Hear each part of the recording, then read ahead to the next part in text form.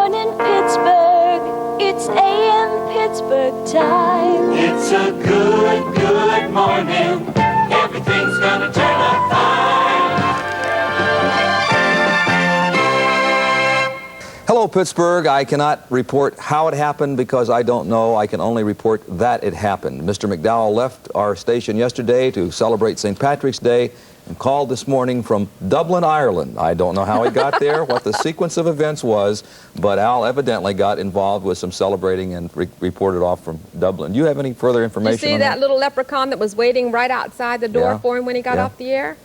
Shades of wrong way Corrigan is all I can say. Mr. McDowell under the weather today, and we'll hope that he'll be back with us tomorrow. Our own Dr. Ron Stanko will be at the convention center Sunday at 5:30 to talk about pregnancy and coffee, alcohol and general nutrition, and other topics too numerous to mention at this time. So 5:30 on Sunday, you'll be there. You sign autographs too? Sure. On prescription pads? No, that'll get you into all kind of trouble. I know. If you are into detective stories and detective fiction, stick around till about 9 o'clock. We've got a treat for you. Right now, Kathy's talking about flat feet of a different nature.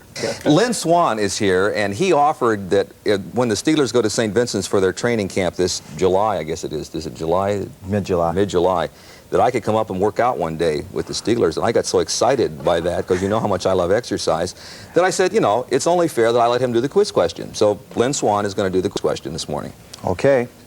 Among the women who fought against drinking in America's past were Susan B. Anthony, Carrie Nation, Elizabeth Cady Stanton, and a woman whose first name was Amelia. Amelia was also known for her unusual manner of dress. The question is, what is Amelia's last name? We'll be back to take answers on the quiz question in just a few minutes. One of the neat things about doing quiz questions, Lynn, is that you don't have to worry about a linebacker tiptoeing up behind you and smearing you in the midsection while you're doing it. So just relax, repeat the quiz question. Yes, then the only thing you have to worry about is stumbling over your tongue as opposed to your feet. It's better to stumble without a linebacker present. Take my word for it. Do the quiz question again. Okay. Among the women who fought against drinking in America's past were Susan B. Anthony, Carrie Nation, Elizabeth Cady Stanton, and a woman whose first name was Amelia. Amelia was also known for her very unusual manner of dress. The question is, what is Amelia's last name? Okay, let's take some answers. This I is know, A.M. teacher. Pittsburgh. Do you know the answer? Earhart. No, Amelia Earhart was not against drinking. She was for flying, is what she was for. And that's the wrong Amelia. Do you know the answer to our question? Is it Bloomer? Where are you calling Oh, from? I'm excited. Clareton. Clareton? Okay. You hang on. I want to put you on hold. Okay, Lynn. And we're going to take your name and address, and we'll send you an A.M. Pittsburgh mug. Or we'll Thank have you. Lynn Swan drive over to the house and bring it to you. Yeah, that I want. Okay.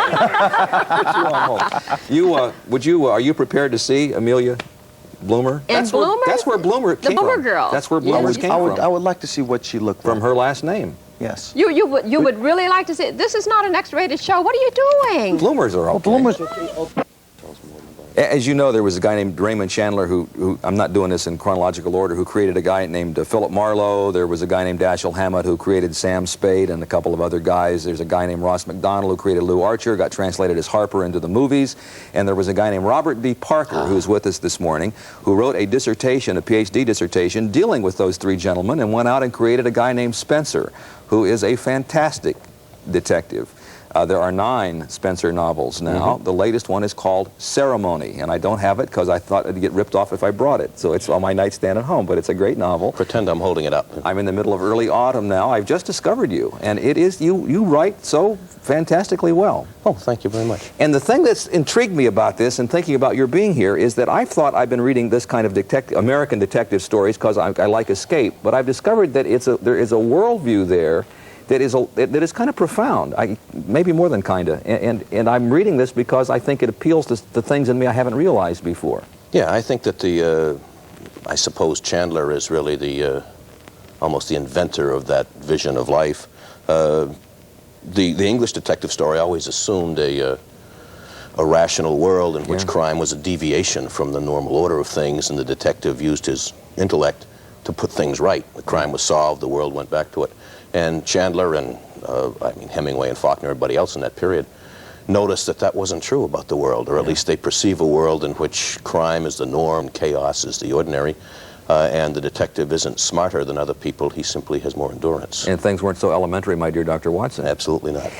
This view of the world, your dissertation title is, you do it, because you probably, you I can don't probably know that I remember. remember it. My dissertation title was, well, it was about the American. I really don't remember it. But it's about the inner city and the frontier experience. Yeah. And what you were saying in the dissertation, I gather, and you'll correct me if I'm wrong, but yes. is that the new frontier is the inner city, the urban America is the new front, and the hero, the Philip Marlowe and others, are kind of the frontier scout, the rugged individualist, the mountain man, in a sense. The cowboy dismounted and moving through the streets of the city, as somebody said. That's good. I wish I had said that. Yeah, I wish I had too. I quoted it from somebody else. Leslie Fiedler, I think. Yeah. Sure, it is the place of testing. We used to have a frontier. I mean, it's the basic experience of the nation for 300 years. There was always a place to go where freedom was available, and at the same time where you could test yourself in dangerous circumstances. Well, we've run out of frontier. Yeah. I've been to California, and it's over. Yeah. And now the only place where one can exist, really, is in an urban, civilized jungle. Yeah. Can you hear me? Yeah, go ahead, Lynn. Yeah, I was going to say that Lynn Swan is not there. You said he was. He's here with us. Oh, Lynn Swan is up at the studio? Well, he says he's Lynn Swan. I don't have any. I've not asked for identification. I did have one question for you. Okay, go ahead. I did not know or realize that you owned a pinstripe suit. Well, I didn't until yesterday. I bought it. I bought it for this occasion. How do you think it looks so far? You look splendiferous. Our real junior executive. Thanks, Adam. Take a look at sports. The Spirit plays at Kansas City tonight, the Pittsburgh Spirit. And in my tradition of picking a horse at the Meadows, there's racing tonight at 7:30. Well, don't take them too seriously yet, but when it warms up about April, I like Roger the Great with Richard Stillings in the sulky, the number 3 horse in the 8th race, Roger the Great. Now, that's my prediction for tonight. Are you sure you just didn't pick him by name because it says the Great? Get one right sooner or later. Do entertainment. I'm based in California, and I work for a television station there, along with the ABC network. So I'm there most of the time, but even then, I travel quite a bit. We got to go. We're out of time. We're always glad to have you back in Pittsburgh, Lynn. Really? We'll see you tomorrow. And about this singing with Donna Shore. Let's get on. Jim Delmar lives here in this house in the suburbs. It's a nice house. He mows his lawn. He gets in his car and he goes off to work every morning, just like most normal Americans. There's one slight difference with Jim Delmar, however. Jim spent just 27 days in Vietnam after school, just long enough to lose both legs to a landmine. In the 14 years since, Jim has spent long months in a veterans hospital, has found a good job at Westinghouse Nuclear as an illustrator, has a home and a family, and functions as most any other normal, healthy American, despite the loss of both legs and some memories that still disturb. When I was walking through these dried up rice paddies, I was looking for booby traps, and all of a sudden there was an explosion, which I didn't hear. I just woke up on the ground, looking up at the sky.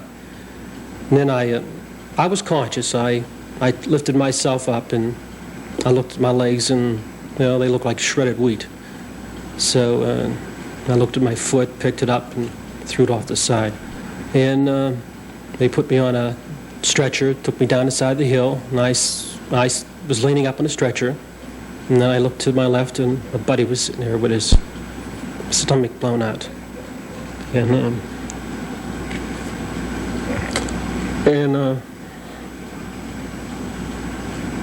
after that, I started to cope with it. And still, Jim says he'd do it again. His country needed him, and that's all the reason required. The Veterans Administration helped him buy and equip his home, making it possible for him to function normally. He's a musician, plays keyboard with a group on weekends. He keeps in shape by working out with weights and doing push-ups. I envy his agility. His home has extra wide doorways and halls, special little touches that enable him to be as mobile as you and I, and special controls that make driving a snap. Driving a car it's got to be about the easiest thing there is. In fact, anybody can use hand controls. In fact, it's very relaxing on a trip. Jim remembers the guys that did not return from Nam, and he considers himself lucky. Yeah, it's been pretty good to me. I have a lot to be thankful for. And somehow, after spending a couple of hours with Jim, somehow you feel a little better about your own luck. Lynn Hinds, Channel 4 Action News. And right now it's time to continue our tale of three cities, and we're going to go back to Akron, Ohio. That's where the tire industry has been knocked flat by sagging car sales. Tonight, Lynn Hinds reports on Akron's comeback attempt. They've built tires by hand here at General Tire in Akron since the plant went up back in 1915.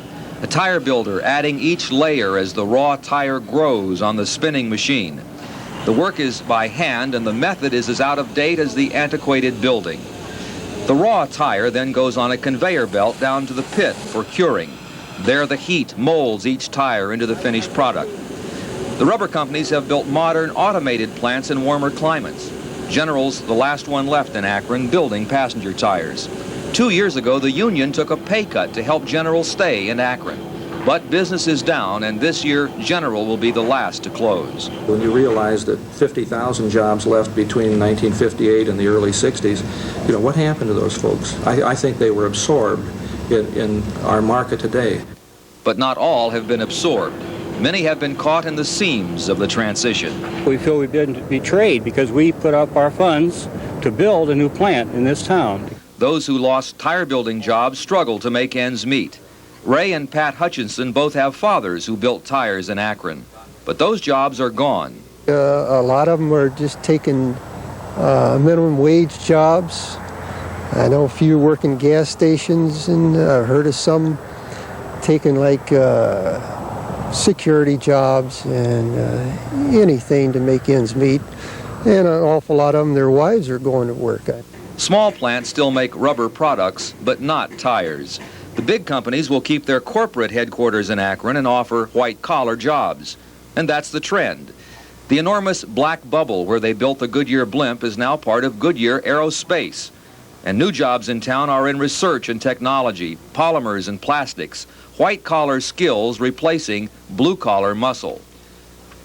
Many Akronites are troubled by the loss of jobs that had seemed eternal. Some are troubled about Akron's future. Streamlined office buildings are springing up downtown. A modern concrete university has spread where slums once decayed. And the old has been renewed. The old Quaker Oats granary is now a slick shopping mall, a la Station Square in Pittsburgh. And what of Akron's future? My guess would be that along with most of northeastern Ohio, that Akron's population will sort of plateau. I wouldn't look forward to a large-scale exodus, but I also wouldn't look forward to a new boom economy for, well, not in the foreseeable future. The Ohio Canal that helped attract Goodrich to Akron is now a recreational waterway. You can canoe up to Portage Lakes, so popular with the Indian tribes, the very first Akronites. Were B.F. Goodrich to get off a train today, he'd still see remnants of the Akron he helped to create 112 years ago. But he'd also see new change, a new Akron, adjusting to no longer being the tire center of the world, as Pittsburghers may have to adjust to no longer being the steel city of the United States. In Akron, Lynn Hinds, Channel 4 Action News. Picture a private eye movie from the 40s, only this time the detective is Rigby Reardon rather than Philip Marlowe, and the actor is Steve Martin rather than Humphrey Bogart. And then get ready to laugh. It was a quiet day at the Rigby Reardon Detective Agency. I had a hangover and business was so slow I was rereading old newspapers. I was even thinking of closing up the office for a few days, when all of a sudden...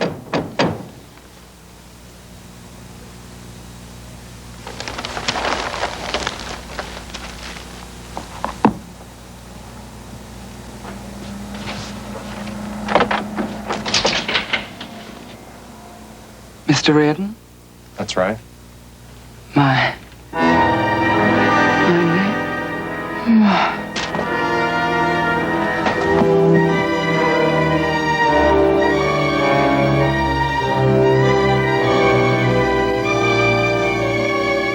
In all my years in the business, I'd never seen anything like her. Steve Martin does all the things Bogart couldn't do, and the satire is rich.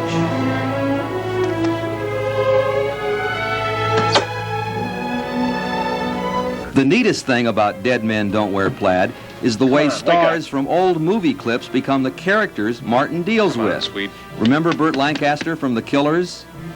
You need a cup of my Java. First of all, Martin, my name is Hinds, not Allfeld, and I think even my daughter would like your movie. Mr. Allfeld, it's true that by helping me, your daughter's life is in danger. She may save hundreds of other lives. You wouldn't stand in the way of that, would you? Look, pal, I wouldn't say I liked your movie if I didn't, even if you tried to bribe me. And I brought you a puppy. Something you never had as a boy. Oh, get out! Come on, Ramon. Look, Martin, you're not hearing me. I said your film is an adult movie, but I liked it a lot. You don't deserve a puppy. Dead Men Don't Wear Plaid is the best Steve Martin has done. Watch for a sequel. He's found a winner. Lynn Hinds, Channel 4 Action News. Here's something for you, too. Oh, thank you.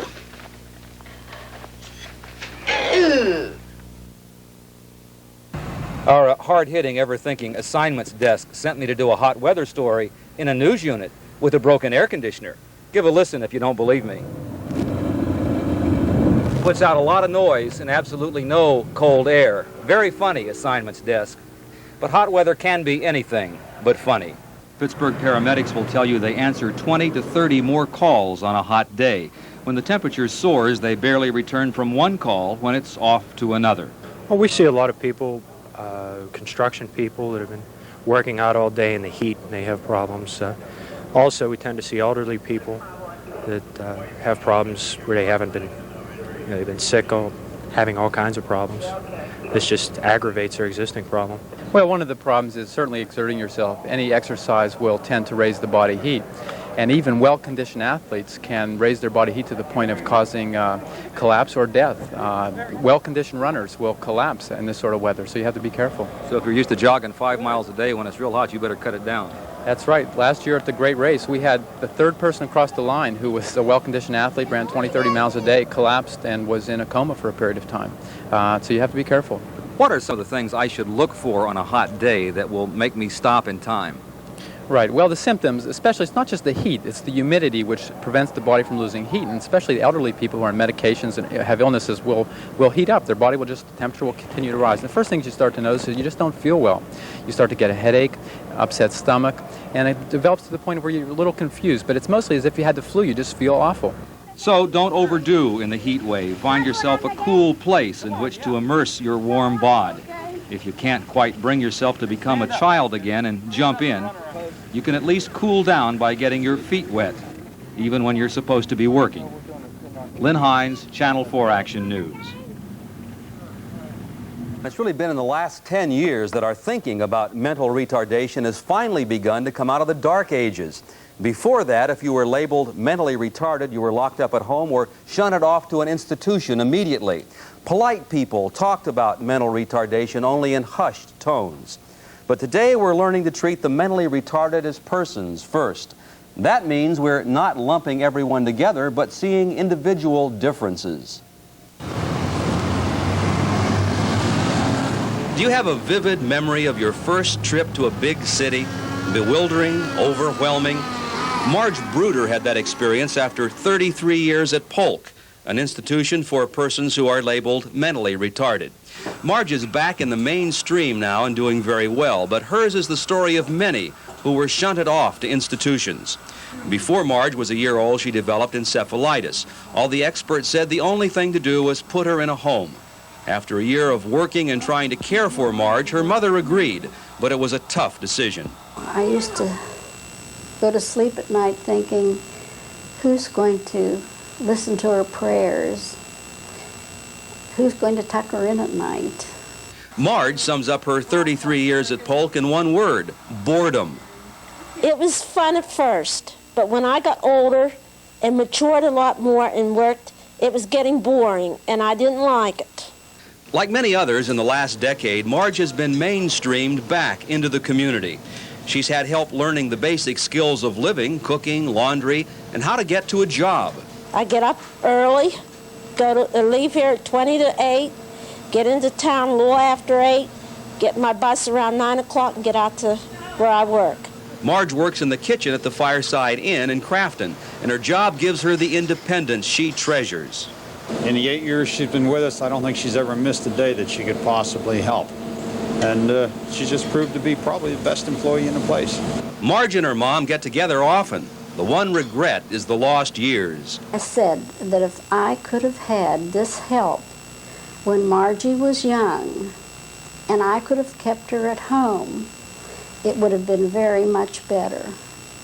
Helen and John have also achieved independence through supervised living. They ride the bus each day to their job at Goodwill Industries. John met Helen at work, and then one day he popped the question. Let's get married, she said. No, you said that, huh? That's what I said to you. Yeah, let's get married. What'd you say? Okay.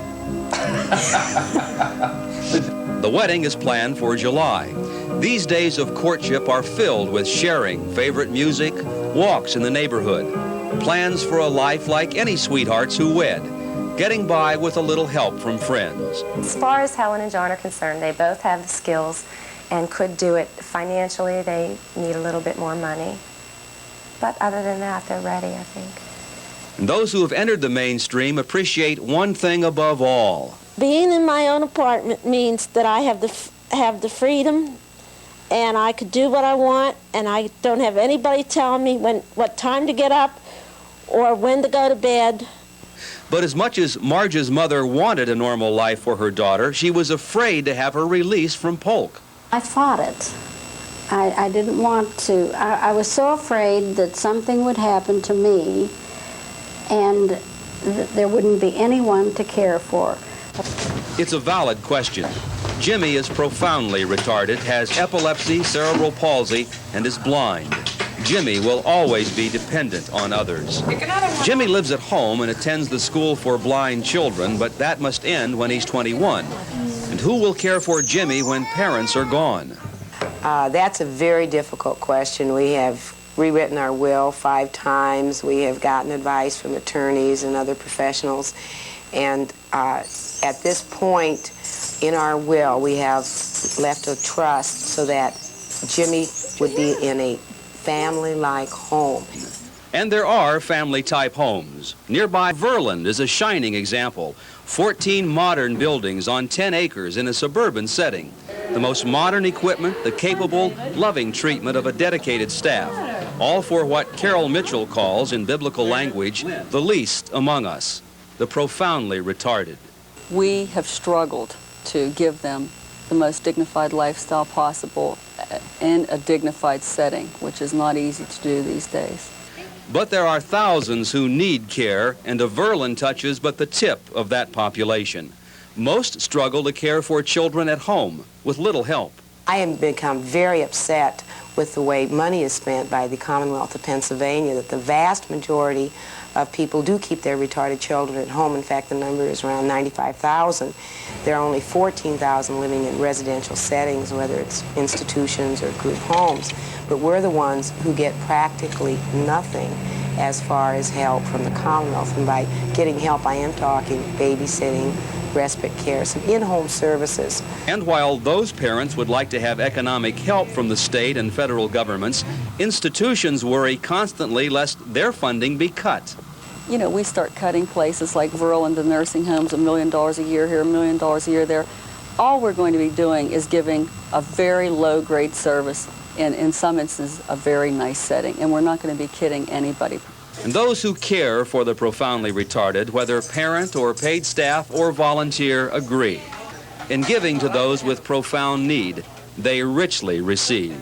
You have to look past the drooling, past the behavioral problems, past the handicaps, and realize this is a person that not only needs love, but also gives love. Keith, to me, represents what my feeling of religion and the Lord are. And to me, all I have to do is look in Keith's eyes, and I feel like I've seen the Lord. You know, actually, the way you and I think and speak about persons who have mental retardation will determine what we do or do not do by way of providing what they need to function to the best of their ability. For we are the taxpayers, and those who pass the laws that dispense the money don't like to displease us. Don?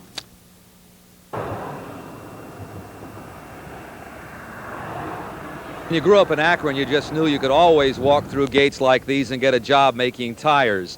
Tire companies had always been in Akron. They'd be here forever. My own mother and father met here at B.F. Goodrich when they worked here in 1932. I worked here when I attended the University of Akron. But as of this year, they've made the last tires in Akron. Goodrich quit making passenger tires in Akron in 1975. Goodyear and Firestone soon followed. General is the last company to build tires here, and now they're closing. And tire builders are as troubled as Pittsburgh's steel workers. There's some that thinks that it'll come back, but I think for the majority it is felt that, in Akron anyway, that manufacturing of tires is pretty well through. Thought I had a lifetime job here, and so did everybody else.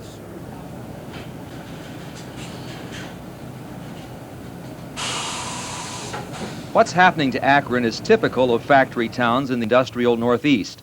Akron is moving from a blue-collar, labor-intensive city to a white-collar, technological city. Dr. George Nepper, who wrote Akron's history, told us Akron was a highly diversified manufacturing town in 1870 when B.F. Goodrich got off the train to locate his rubber plant here. Other rubber makers arrived, and the bicycle gave tire making a boost. So you have Diamond being established in the middle of the 1890s, and then Goodyear in 1898, Firestone 3 years later. And by that time, by the time Firestone got on the scene, the automobile looked like something that might have a future. Henry Ford placed an order with his friend Harvey Firestone, and Akron became synonymous with tires. By 1920, 70,000 workers built 100,000 tires a day. While Detroit made the cars, Akron built the tires.